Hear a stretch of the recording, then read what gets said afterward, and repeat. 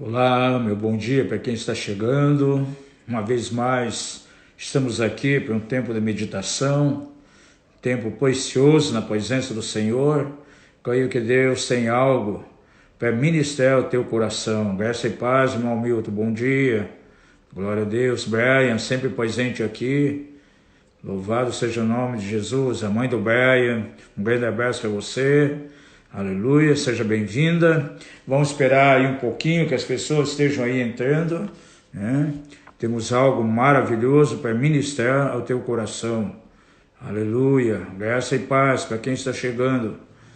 Bom dia, Ariela, em nome de Jesus. Vamos esperar uns 3 minutinhos aí para que tenhamos mais pessoas aqui, para que não venham perder nada daquilo que nós temos para compartilhar. Bom dia, Chico.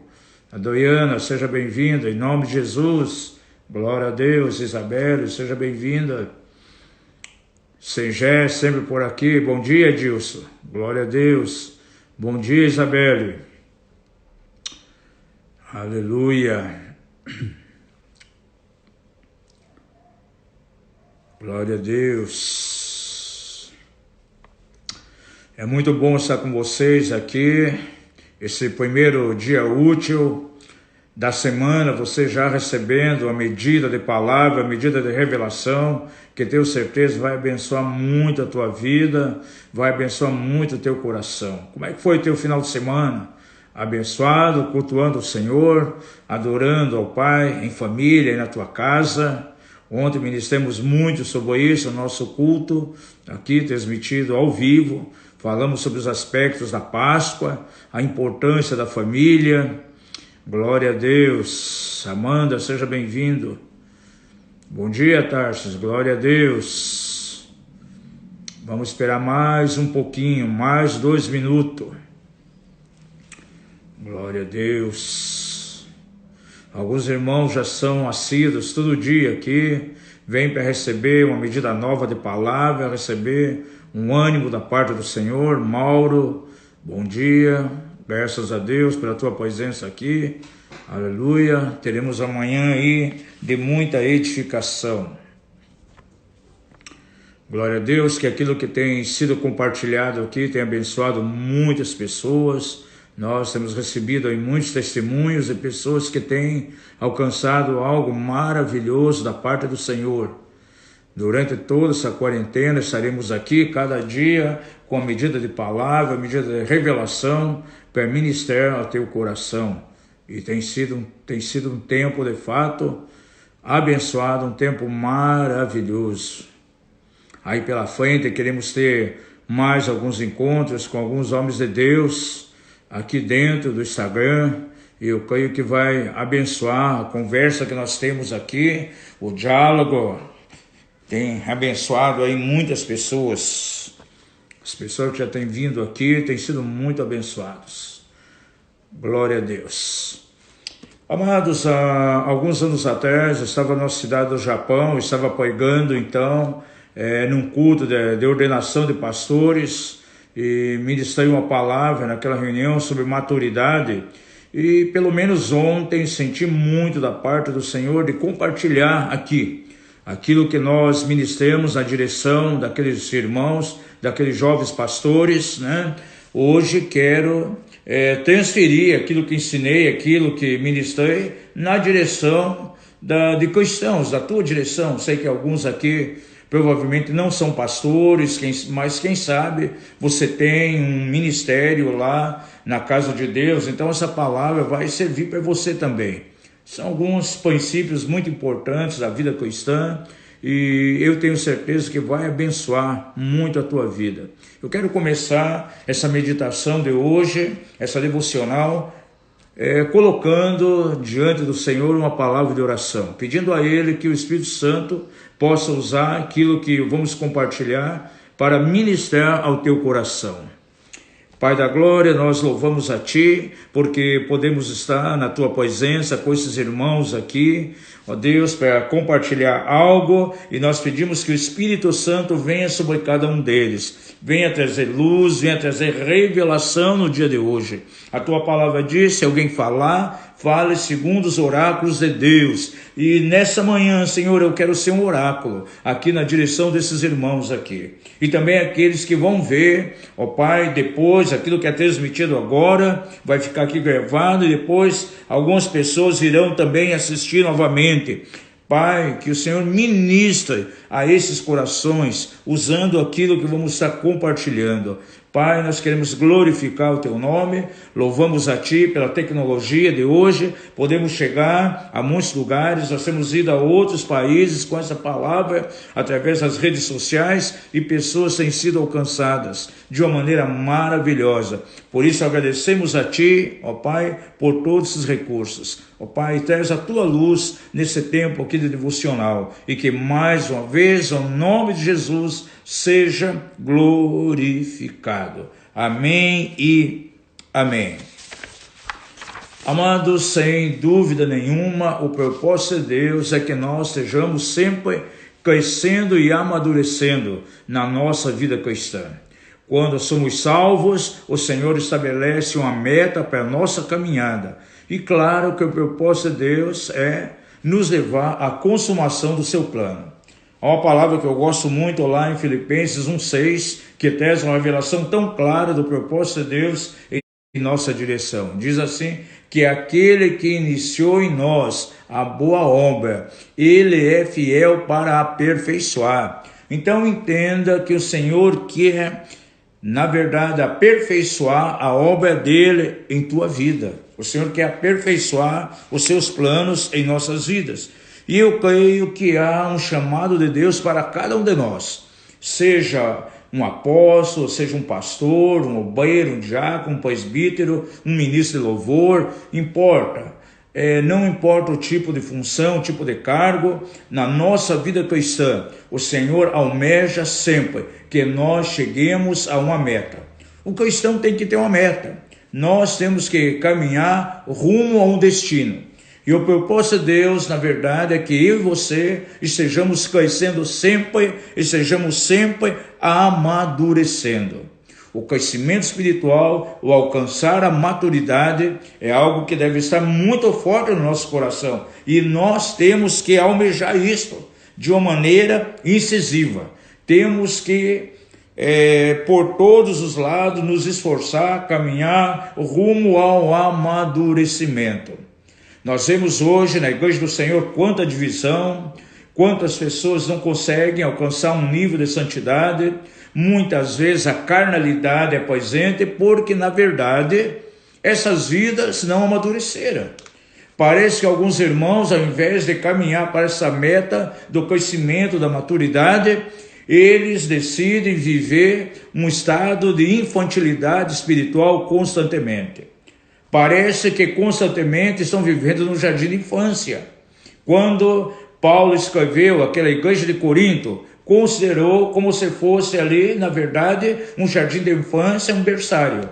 Por quê? Eram crianças espirituais, não conseguiam experimentar o alimento sólido, havia entre eles divisões, contendas, inveja, e ele chegou ao ponto de escrever, eu não posso dar a vocês o alimento espiritual, tenho que ir na direção de vocês escrevendo como fosse um grupo de crianças, porque vocês são meninos na fé, vocês estão aí sem crescimento, há no meio de vocês carnalidade, há no meio de vocês aí quanta infantilidade, não posso falar com vocês como filhos maduros.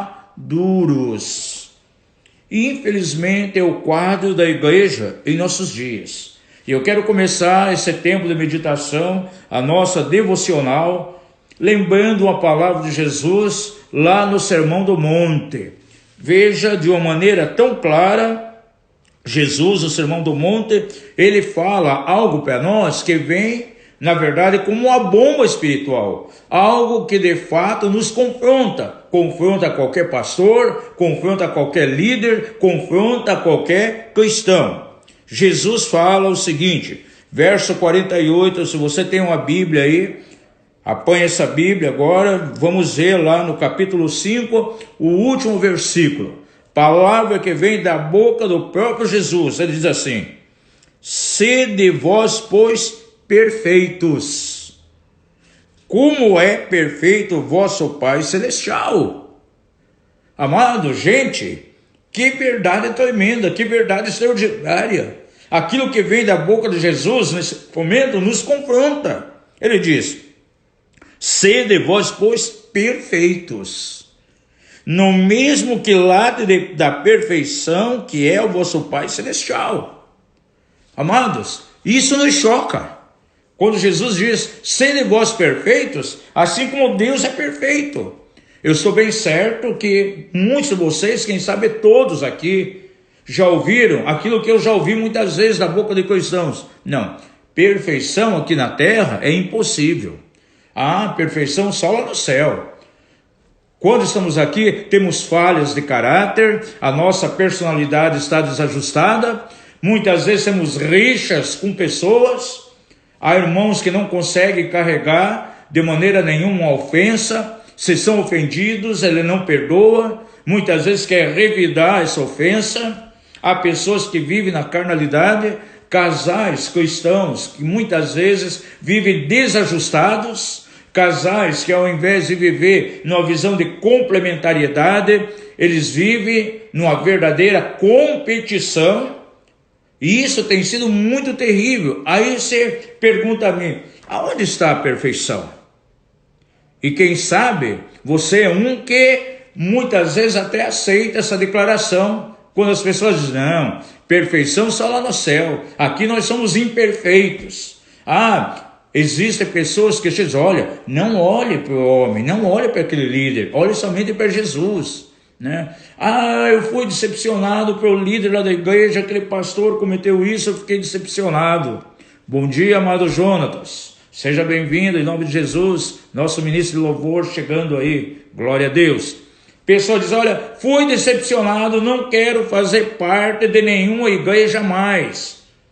Aí chega alguém, bate nas costas e diz, não fique decepcionado, olhe para Jesus, não olhe para o homem. Se você continuar olhando para o homem, isso vai acontecer de novo. Mas veja, Jesus com essa declaração, ele põe por terra todo esse tipo de mentalidade. Um cristão, ele deve ser referencial para os demais. Eu lembro muito bem as palavras de Paulo, quando diz assim, sede meus imitadores, assim como eu sou imitador de Cristo. Amados, isso nos joga para uma responsabilidade muito grande. Você já pensou isso? Eu e você, nós temos que ser uma fonte, uma base referencial, ao ponto de levar outras pessoas a nos imitarem. É isso que Paulo está dizendo. Imitem a mim, assim como eu imito a Cristo. Então isso coloca de lado toda aquela mentalidade que está no coração de algumas pessoas que sustenta, não, enquanto eu estiver aqui na terra, eu vou ter problemas, eu vou ter deficiências. Há pessoas que chegarão e dirão, não olhe para as pessoas, não olhe para a igreja, não olhe para os irmãos, porque eles são falhos, porque a perfeição somente é lá no céu. E aqueles que ainda de uma maneira tão negativa vêm e declaram o seguinte, não, pecado, aqui na terra, vamos cair muitas vezes aí em situação de pecado, né? Mas temos a graça de Deus, então isso muitas vezes é uma justificativa para constantemente ela viver caindo no mesmo pecado, sem nunca ter uma estabilidade diante de Deus, um caminho de santidade. Ela usa isso para justificar, só assim eu sou merecedor do perdão e da graça de Deus. E ele leva então a vida de altos e baixos, sem conseguir até mesmo vencer a área pecaminosa. Agora veja, Jesus está nos confrontando aqui. Sede vós perfeitos, como é perfeito meu Pai que está nos céus. Aí você vai pensar, mas perfeição, que nível de perfeição é essa? Nós temos que parar para pensar em alguns detalhes na Bíblia nesse momento. Você tem que entender de maneira profunda o que é essa perfeição que o Senhor está falando. Certamente você já estudou sobre a vida de Davi inúmeras vezes. Você leu lá Samuel, leu no livro lá de Crônicas, meditou em Salmos e viu a experiência de Davi, um adorador. A Bíblia diz que ele tinha um coração segundo Deus, mas também a Bíblia diz que ele cometeu pecados, deslizes e pecados grotescos. Pecados na área de moralidade. Certa vez, sem a direção de Deus, ele contou o povo do Senhor, arquitetou um assassinato. Que paradoxo nós encontramos aqui. Por um lado, essas ações pecaminosas, por outro lado, o próprio Deus se direciona a ele e diz: Davi, um homem segundo o coração de Deus. O Senhor diz: achei Davi, o qual vai cumprir toda a minha vontade. Diz a Bíblia que Davi, isso está lá no livro de Atos, Davi serviu a sua geração e cumpriu a vontade de Deus. Como ficamos diante dessas duas coisas? Parece um paradoxo? Pense um pouquinho. Davi, um homem de Deus, um coração segundo Deus, mas por outro lado, quantas ações pecaminosas. Um coração perfeito diante de Deus não significa um coração que está isento completamente de erros, de ações pecaminosas, porque Davi errou, Davi cometeu ações de pecado. Mas havia algo muito importante na vida e no coração de Davi: a disposição de se arrepender diante do Senhor e mudar completamente o rumo. Me chama muita atenção alguns salmos onde ele cai num quebrantamento profundo, numa tristeza genuína por ter pecado. E ele é restaurado de maneira tremenda pelo Senhor. Ele declara no Salmo 32, confessei o meu pecado e não escondi de ti. E ele pôde experimentar de maneira tão tremenda a restauração. Ele pôde declarar: Senhor, volta-me da alegria da salvação, restaura em mim a alegria da salvação. E os pecadores a ti se converterão. Ele tinha um coração arrependido. O coração de Davi não estava repleto de remorso. Não. Estava sim cheio de arrependimento, porque o arrependimento ele nos leva simplesmente a uma atitude de mudança, uma mudança de rumo. O remorso pode agir nas emoções, pode levar a pessoa dentro de um quadro emocional sem trazer nenhum resultado, e a pessoa continua igual. Porém, o arrependimento é mais além, porque o arrependimento, além de uma reação que temos, vai provocar uma mudança de conduta também. Agora, o que é então essa perfeição que o Senhor está falando aqui? Quando ele declara: sede vós perfeitos, como é perfeito o vosso Pai que está nos céus. Essa perfeição tem tudo a ver, tem muito a ver com o nosso caminho de maturidade. Essa palavra aqui, quando diz sede vós perfeito, como é perfeito o vosso Pai que está nos céus. Essa palavra perfeito, no grego é a palavra telio ou telió.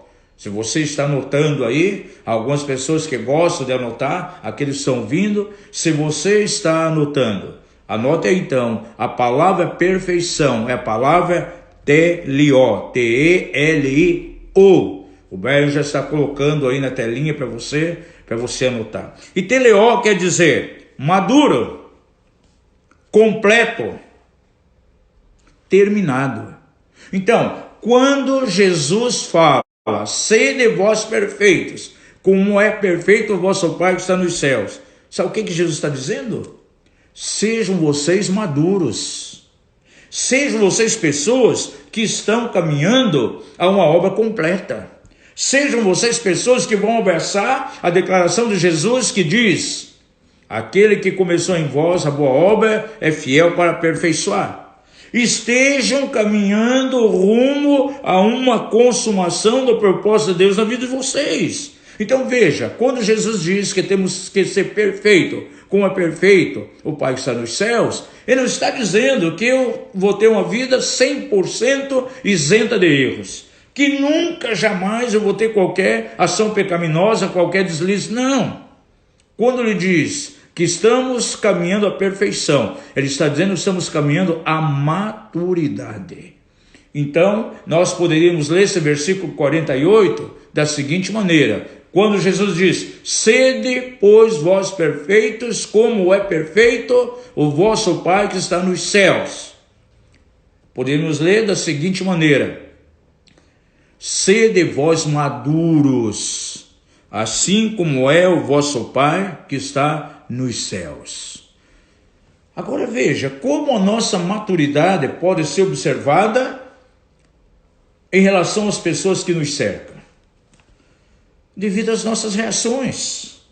Um cristão maduro, quando ele é ofendido, ele não vai ofender. Veja, a personalidade e o caráter maduro de Deus. Quantos deuses estranhos são servidos? A Índia, por exemplo, amados, são milhares de deuses. A vaca é o principal deus. No Japão, adoram Buda, no budismo, no shintoísmo, imagens de Satanás como Deus sendo adorado. Agora, isso afeta a essência do ser de Deus? Não, nunca. Pessoas, religiões escrevem, vivem tantas blasfêmias doutrinárias que afetam o caráter do próprio Deus. Agora, isso afeta a pessoa de Deus? Nunca. Por quê? Porque o Senhor tem na sua essência um caráter maduro. E é esse nível de maturidade que nós devemos ter. Quantas pessoas têm falado mal de você? Quantas pessoas têm te perseguido? Quantos se levantaram contra o teu ministério? Quantos provocaram algo que te trouxe tanto mal? A tua reação diante dessas coisas vai provar realmente se você é maduro ou não. A maturidade, o nosso crescimento cristão, se manifesta exatamente nas nossas reações diante das pessoas e diante das circunstâncias.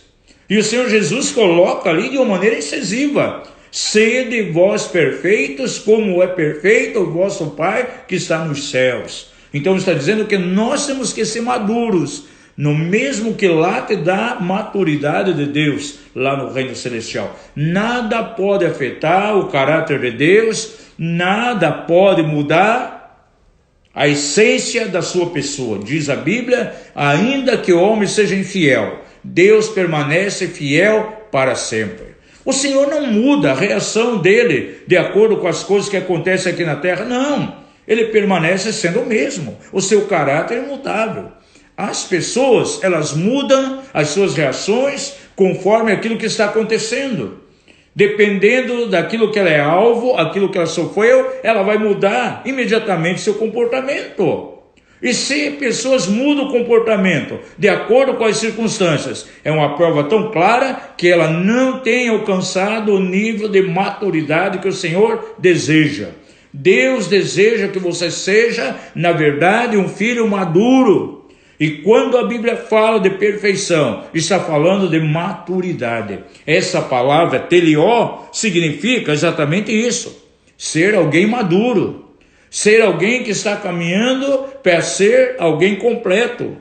Uma obra que é, na verdade, terminada em nós. E eu pergunto a você nessa manhã. Você quer ser um cristão perfeito? Ah, posso? Isso é impossível. Eu estou carregado de imperfeição. Enquanto eu estiver aqui na terra, eu vou caminhar de maneira imperfeita. Deus é perfeito e você é imperfeito. E quantas pessoas declaram isso? Constantemente. Não, perfeição só no céu. Não, a perfeição é aqui na terra. Maturidade eu tenho que alcançar aqui. É aqui que eu vou me deparar com problemas, é aqui que eu vou ter diante de mim situações adversas, é aqui que eu tenho que demonstrar o meu comportamento, se realmente eu caminho com o Senhor, é aqui que eu tenho que demonstrar exatamente as minhas atitudes diante de certas circunstâncias. O Senhor quer nos fazer pessoas completamente maduras, e esse tem que ser o teu alvo na vida cristã. Eu pergunto a você, quantos anos de vida cristã você tem? 10 anos? 15? Eu tenho 40 e poucos anos.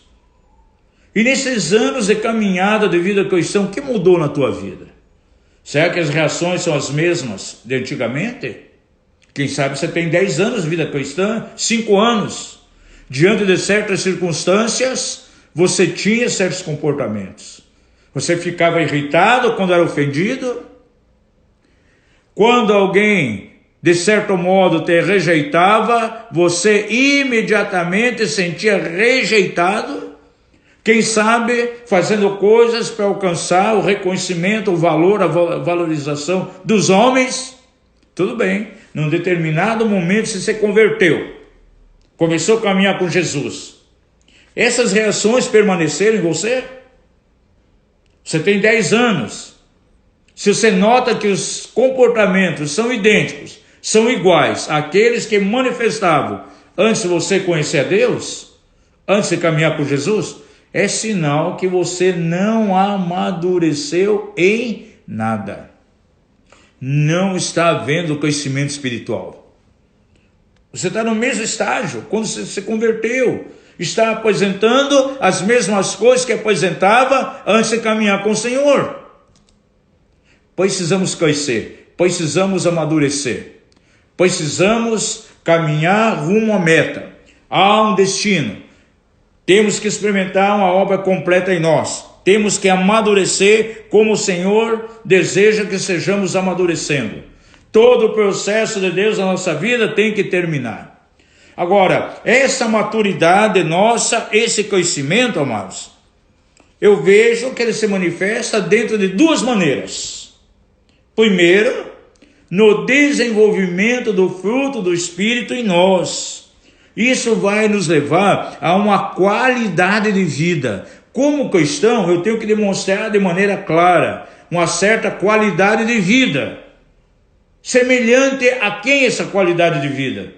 Semelhante a Jesus. Tendo o caráter de Jesus, o comportamento de Jesus, o gozo, a paz, a alegria, a benignidade, apresentando os mesmos frutos de caráter semelhante a Jesus. Porque a Bíblia, ela me dá uma determinação. Diz que eu tenho que caminhar aqui no mundo, na terra, nas mesmas pisadas do Senhor Jesus. Assim como foi Ele, a palavra de Deus afirma, lá em 1 João, somos nós neste mundo. Veja o nível de responsabilidade. Como eu posso ser semelhante a Jesus aqui na terra? Como eu posso caminhar nos mesmos passos que Jesus caminhou, se eu não sou uma pessoa amadurecida? Se eu não estou sendo levado à perfeição? Se eu não estou caminhando rumo a uma meta? Se eu não estou caminhando rumo a um destino? Você precisa ser perfeito como o Senhor perfeito é. Isso se manifesta exatamente na nossa qualidade de vida. Aí eu pergunto a você, será que o caráter de Cristo tem sido desenvolvido em você? Você tem manifestado o fruto do Espírito? Nós vemos muitos cristãos, amados, que manifestam os dons. Tem pessoas que dos 9 dons ele tem 8, 7, 6, 5. Manifesta os dons constantemente. Agora veja, o dom do Espírito é algo que foi dado a você, pela graça do Senhor. Agora, o fruto vai mais além, o fruto você tem que desenvolver. Guarde bem no teu coração, o dom do Espírito é dado a você pela graça de Deus. Você não precisa fazer nada para receber isso. Porém, o fruto vai mais além. O fruto do Espírito é algo que você tem que cultivar, é algo que você vai desenvolver na tua vida. E isso é muito importante. E hoje nós vemos cristãos que estão abundando nos dons do Espírito, porém você não vê o fruto do Espírito na vida deles. A igreja de Corinto, por exemplo, a Bíblia diz que ela abundou nos dons espirituais. Ela tinha os 9 dons do Espírito. Mas Paulo não encontrou o desenvolvimento do fruto do Espírito ali naquela igreja. Eram carnais, contendas, discussões, divisão, blasfêmia, tudo aquilo que contém o fruto do Espírito. E o que Deus quer que seja presente na nossa vida é os frutos. As pessoas que não conhecem a Deus, as pessoas lá no teu trabalho, na escola, na tua vizinhança, sabe o que eles vão procurar em tua vida? Não são dons. Eles vão procurar fruto do Espírito. Vão procurar paz, querem ver em você alegria, querem ver em você o perdão. Quando você, de repente, é ofendido por alguém, em certos bairros, em certas vilas, quantas vezes corre a fofoca? É uma vizinha que vai para outra e fala para uma terceira ali: ah, viu só aquela vizinha? Fez isso comigo. E aquela vizinha não crente sabe que você é um cristão, e ao invés de demonstrar perdão, demonstrar amor, você começa a jogar palavras ali de vingança. E aquela pessoa não crente recebendo isso. Será que nós vemos maturidade nisso? De maneira nenhuma. Você é um cristão, vai lá na fila do supermercado, a caixa do supermercado trata mal você, ao invés de você perdoar, calar-se, você vai e discute com a menina do caixa. E na igreja, falando dons, profetizando, curando, os frutos é que falam mais alto. A Bíblia diz em Romanos, a natureza, a sociedade, as pessoas que nos cercam, estão esperando algo, o quê? A manifestação dos filhos. E filho tem o quê? Tem o DNA do pai. E se Deus é o nosso pai, você tem que ter o DNA dele. Ele não é afetado por nada que acontece aqui na terra. De maneira nenhuma. E quantas vezes você é tão imaturo e você é afetado por tudo? Alguém que te fecha no trânsito, alguém que passa pelo teu carro, dá uma buzinada, a carnalidade, porque você não é maduro, já se manifesta. Eu tenho visto crente muitas vezes xingando pessoas na rua, discutindo.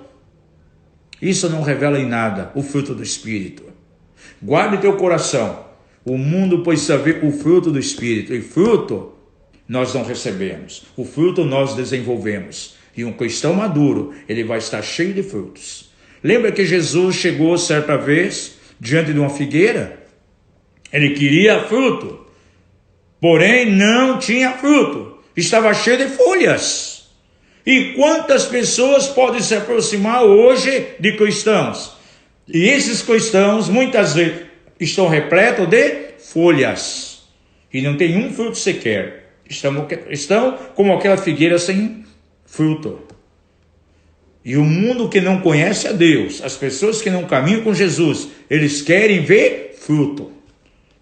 Quem sabe a vida de alguém, ou quem sabe até alguém aqui está na sala de vídeo, está repleto ou simplesmente de folhas, de obras religiosas.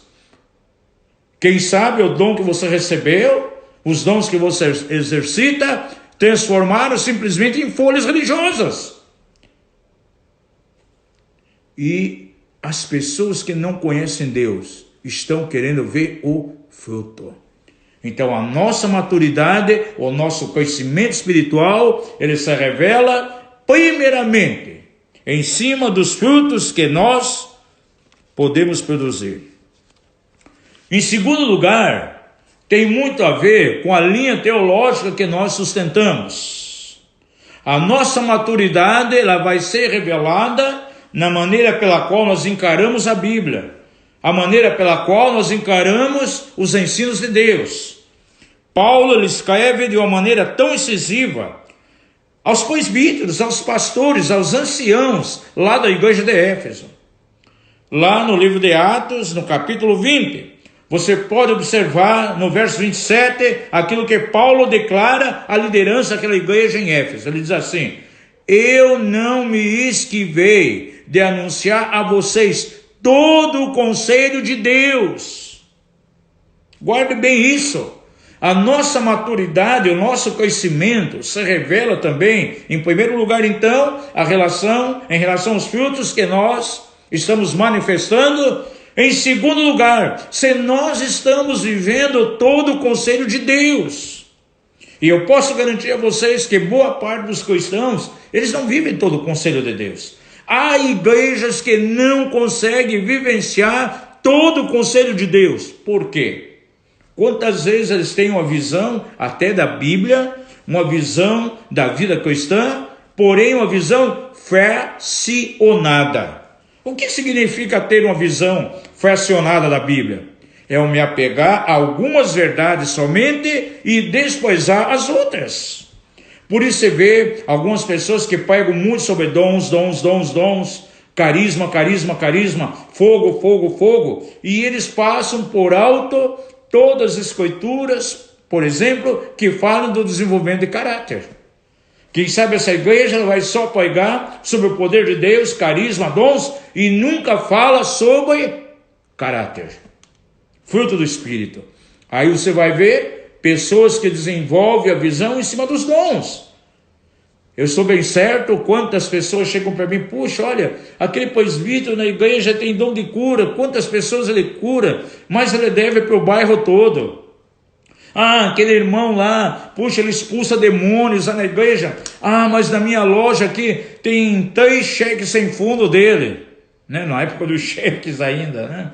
Ah, fulano de tal, né? Ele tem um cargo lá na igreja, mas ele chegou aqui na minha casa, veio discutir comigo por causa de uma obra que ele fez aqui. E é uma igreja que prega o poder de Deus o tempo todo. No entanto, nunca fala sobre o fruto do Espírito. E hoje nós temos igrejas que se especializaram em verdades parciais da Bíblia. Nós temos então a igreja da adoração, só prega adoração. Aí tem famílias destruídas porque a igreja ensina que só a adoração é importante. Então tem pessoas que têm uma vida financeira desordenada, têm uma vida familiar desajustada, porque nunca é falado sobre questão de mordomia financeira. Nessa igreja nunca é falado sobre o ajuste familiar.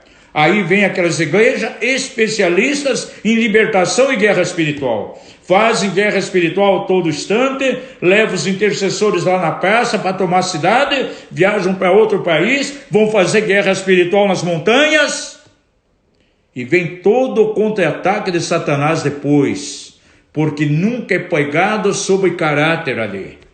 Então são guerreiros que não têm caráter, porque pegaram um setor da palavra, é uma igreja fracionada, porque tudo que é pregado ali dentro gira em torno de libertação e guerra espiritual. Aí você vê outras famílias, ou melhor, outras igrejas, cuja mensagem central é família. Todo domingo a domingo, sermões sobre família. As reuniões celulares, mensagens sobre família. Então só prega sobre família e não prega as outras áreas. Quem sabe nessa família tem alguém ali que está endemoniado, mas não sabe lidar com demônios porque nunca foram procurar revelação na Bíblia sobre questão de demonologia, e tudo aquilo que nós precisamos está nas Escrituras. Não pode haver mais essa visão completamente fracionada. A igreja da batalha espiritual, a igreja da libertação, a igreja da adoração, a igreja da família, a igreja especializada em finanças, a igreja que é especializada aí simplesmente em obra social. Alguém está pedindo aqui para que fique gravado essa live. Vai ficar gravado sim aqui por um dia, mas eu pedi aos irmãos que estão aqui, Eduardo, Jonatas, que é o pessoal da mídia, né? Também o Guilherme está aqui, vamos deixar gravado, vamos botar lá no nosso canal, porque nós vamos dar continuidade mais uns 2 dias falando sobre isso. Estamos só começando, dando aqui uma introdução para entrar no assunto que eu quero passar. Então, não podemos ter uma visão de uma Bíblia das Escrituras fracionada. O conselho de Deus é um todo. E se eu pego simplesmente alguns setores da Bíblia, de maneira fracionada, eu vou estar demonstrando exatamente a minha imaturidade. E eu posso, com muita categoria, garantir a vocês, a igreja que se especializou em um ângulo da verdade somente, se ela só prega sobre família, se ela só prega sobre mordomia, se ela só prega sobre libertação, ou só adoração, só guerra, deixando os outros aspectos da palavra de Deus, é uma igreja imatura.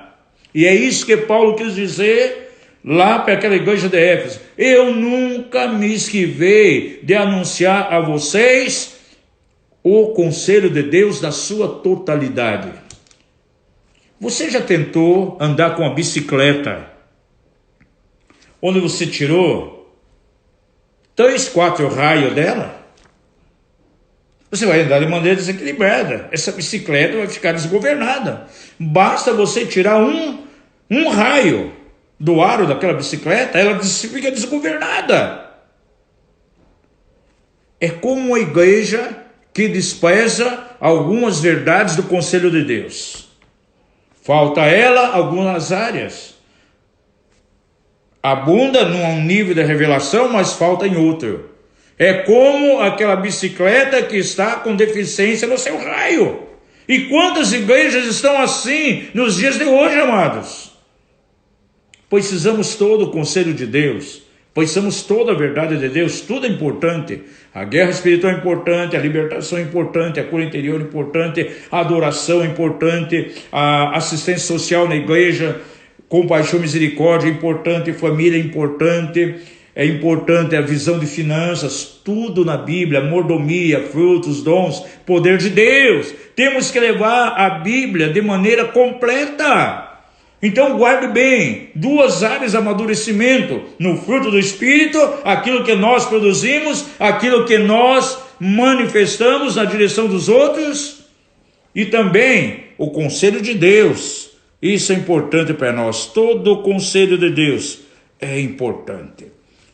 Vamos ver Hebreus. Hebreus capítulo 5 e capítulo 6. A mim fala muito forte, porque encontramos algo aqui que estava acontecendo naquela igreja. Essa igreja é formada por judeus que haviam se convertidos, né? Eram hebreus que haviam aceitado a nova aliança. E o escritor, a Bíblia não menciona aqui quem é o escritor, alguns dizem que foi Apolo, outros dizem que é Paulo. Eu deduzo pela linguagem aqui, mais como sendo o apóstolo Paulo que tem escrito essa carta, mas isso não vem ao caso. O importante é notar que o escritor, a igreja de Hebreus, ele estava surpreendido, porque aquela igreja, apesar do tempo, ela não havia amadurecido, nem nas doutrinas básicas da fé. Diz aqui, capítulo 5, primeiramente, versículo 12, o escritor fala àquela igreja de um modo geral e diz o seguinte: porque devendo já ser mestres em razão do tempo, ainda necessitais de que se vos torne a ensinar os princípios elementares, as bases da fé, aquilo que eles tinham que saber no comecinho da vida cristã, e já havia se passado o tempo, deveriam ser maduros já. Os princípios elementares dos oráculos de Deus. E vos haveis feito tais que precisais de leite, não de alimento sólido. Amados, aquela igreja não tinha amadurecido. Esse escritor passa naquela igreja, traz alguns ensinos, porque algumas pessoas se convertem, depois de algum tempo ele volta, e ele percebe que não havia nenhuma maturidade, não houve crescimento, estavam no mesmo nível, e ele fica surpreso aqui. Ele diz: eu queria trazer um alimento mais forte para vocês, Mas vocês, na verdade, ainda estão precisando de leite. Não posso dar alimento sólido. Em quantas igrejas falta a revelação ainda de princípios mais fundamentais da Bíblia, porque nem naquilo que é essencial eles são confirmados. Nem nos primeiros elementos da fé cristã eles estão confirmados. Aí ele diz aqui, ora, qualquer que se alimenta de leite é inexperiente na palavra da justiça, pois é criança. A criança se alimenta de leite, mas isso é por uma fase. Pedro diz assim, como criança novamente nascida, nós temos que desejar o leite racional não falsificado. Uma criancinha, quando nasce, qual a primeira coisa que ela faz? É choro de todo lado, porque ela quer mamar, quer o leite. Nós temos uma netinha aí, linda, Amandinha, não tem nem um mês ainda. E ela faz duas coisas. Eu tenho falado lá para o meu filho e para a Nora, puxa, essa criança só faz duas coisas. Ela dorme e mama. Cada vez que vamos ver ela, ou está dormindo ou está mamando.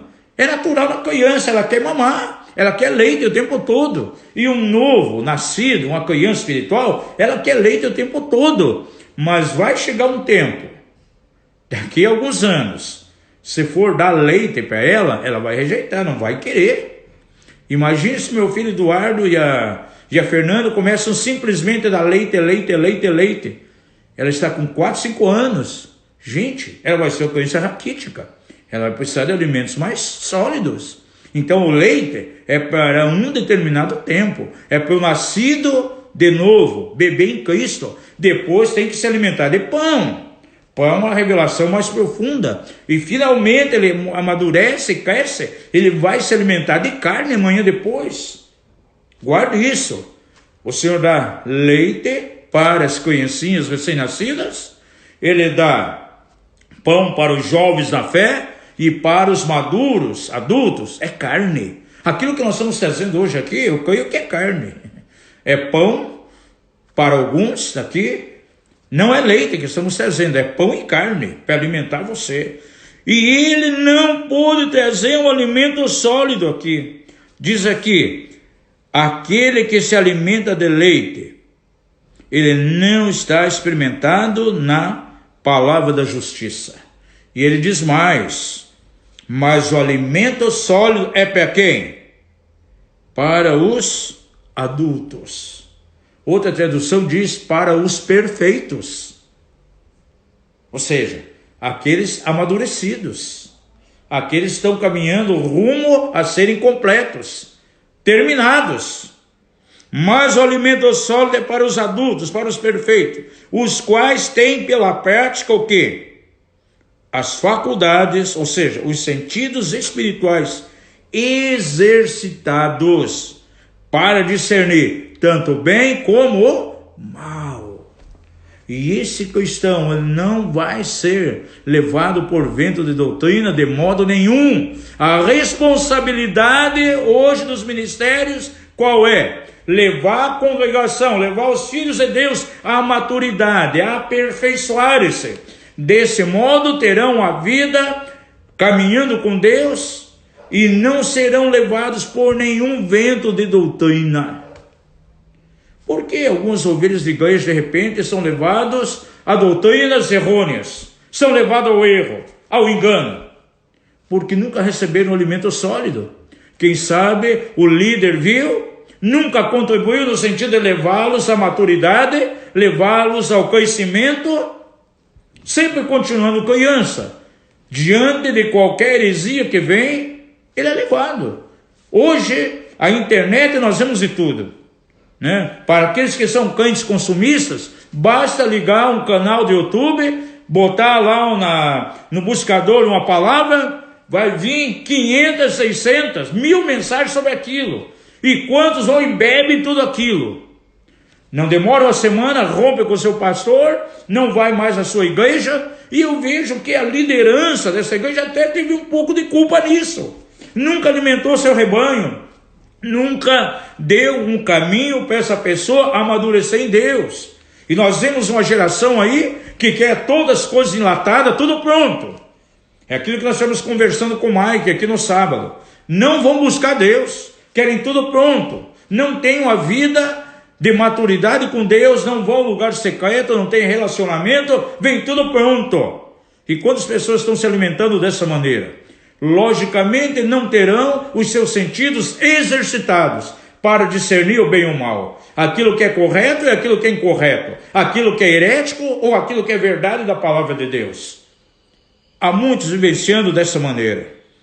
E ele continua, entendo, no capítulo 6, o escritor diz assim: pelo que deixando os rudimentos da doutrina de Cristo. Ou seja, tem que deixar o início, os princípios elementares. E ele coloca ali que temos que prosseguir até a perfeição. Olha o nível de perfeição que o Senhor está desejando. Saia dos princípios elementares, saia do leite e caminhe rumo à perfeição, não lançando de novo os antigos fundamentos, os quais: arrependimento de obras mortas, fé em Deus, doutrina dos batismos, imposição de mãos, ressurreição dos mortos, juízo eterno. Essas 6 verdades aqui, o escritor coloca como o início da fé. É o que as pessoas têm que saber na essência. Nós colocamos no nosso canal do YouTube, o ano passado, uma série de mensagens. Ficamos um mês trabalhando em cada uma dessas 6 verdades fundamentais aqui. Porque tem cristãos, amados, hoje, ele tem 20 anos, 30 anos, nem conhece as 6 doutrinas básicas. Chega a mim, muitas vezes, irmãos antigos na fé, até líder de igreja, 20, 30 anos, caminhando com o Senhor. Eles chegam para mim: eu não sei, apóstolo, você poderia aí me explicar? Eu não sei quando morrer, para onde vai o meu espírito, para onde vai a minha alma, o que acontece com o meu corpo, para onde que eu vou, aonde vai o crente, aonde vai aquele que não conhece a Deus, onde vai o cristão? E a conclusão na mente dele, nem sabe o destino, nem sabe para onde vai a alma, para onde vai o espírito. E a Bíblia diz aqui que a ressurreição dos mortos e juízo eterno é algo elementar que todo mundo devia saber. E nem essa igreja sabia ainda. Ele diz: eu tenho que lançar novamente o antigo fundamento. E vocês teriam que amadurecer, prosseguir para a perfeição. E isso faremos, se Deus permitir. Então veja, a maturidade nossa vem dentro desses 2 aspectos. Aquilo que nós produzimos como cristão, diante das pessoas que nos cercam, o caráter de Cristo. E em segundo lugar, a minha familiaridade com o propósito de Deus, que é revelado em toda a Bíblia. Eu não posso simplesmente pegar partes da Bíblia. Eu não posso caminhar debaixo de uma verdade completamente fracionada. Amados, eu sei que essa palavra é dura hoje. Nós temos trazido palavra de bênção aqui para abençoar o teu coração, mas o Espírito Santo colocou muito forte que eu tinha que compartilhar, ministrar isso aqui. É tempo de sermos levados à maturidade. Um crente maduro, por exemplo, ele não vai ser abalado nesses dias aí de pandemia, de maneira nenhuma. Ele sabe muito bem a quem ele está servindo. Ele tem uma maturidade tremenda, uma maturidade maravilhosa. Eu falei no início aqui dessa live que a maturidade em alguém é revelada no tipo de comportamento que ele tem, no tipo de atitude que se manifesta na vida dele diante de certas circunstâncias. Eu poderia declarar que a maturidade em um crente é a habilidade que ele tem de receber críticas. Quando alguém o rejeita, quando alguém o ofende, qual a reação que ele tem? E também qual a reação também que ele tem diante de pessoas que vêm e o elogiam, pessoas que batem nas costas dele e o admiram. De que forma essas coisas afetam ele? Quem sabe pode levar ele ao egoísmo tremendo. Você não imagina o tipo de elogios que já recebi em tantos lugares.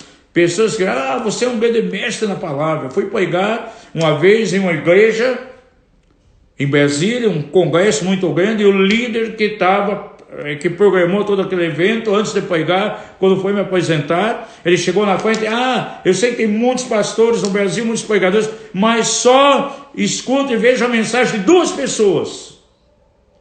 do apóstolo Levi e de outro fulano de tal, um conhecido amigo nosso.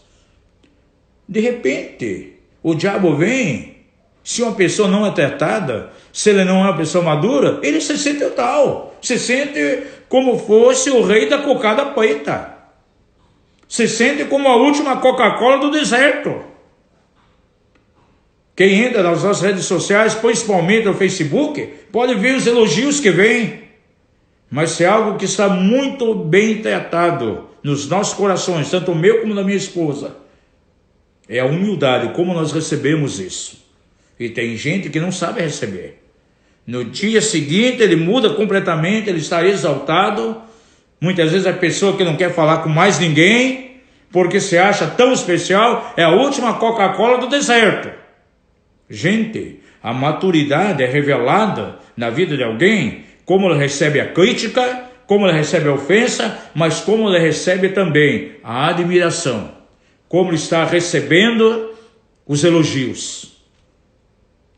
Aí nós podemos ver a maturidade. Alguém que não cresceu, alguém imperfeito, ele pode ficar deprimido quando é rejeitado, ele entra no desânimo quando não é reconhecido. Mas alguém também pode se sentir orgulhoso, ficar exaltado quando alguém vem e tece um elogio na direção dele.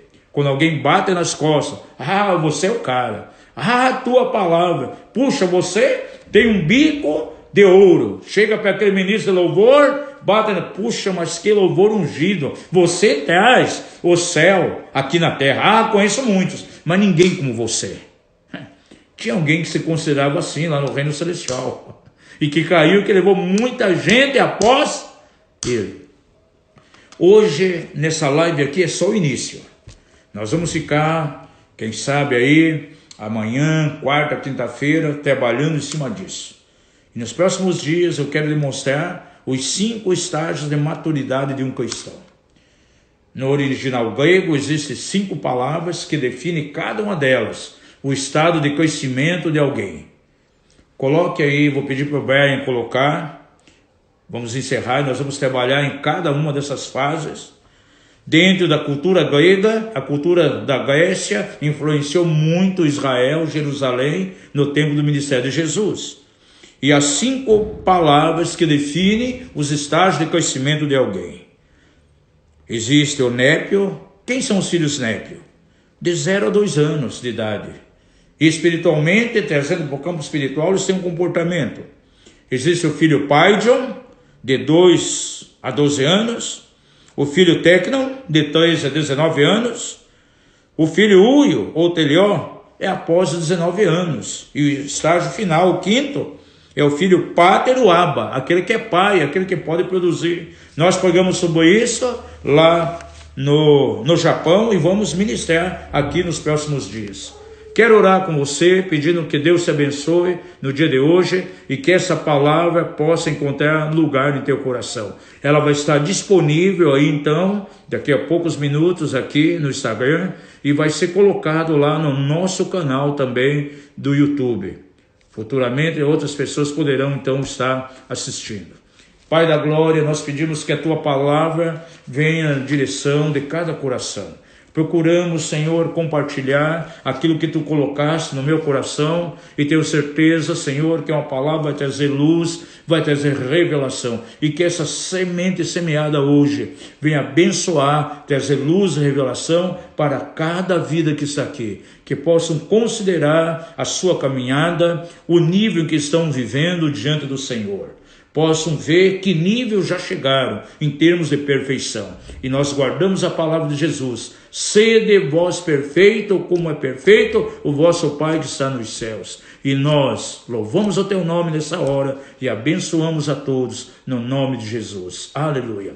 Fique na paz do Senhor. Beijo no teu coração. Amamos vocês e amanhã estaremos aqui para a continuidade desse tema. Em nome de Jesus. Fique debaixo da graça e da unção do Senhor. Amém e amém.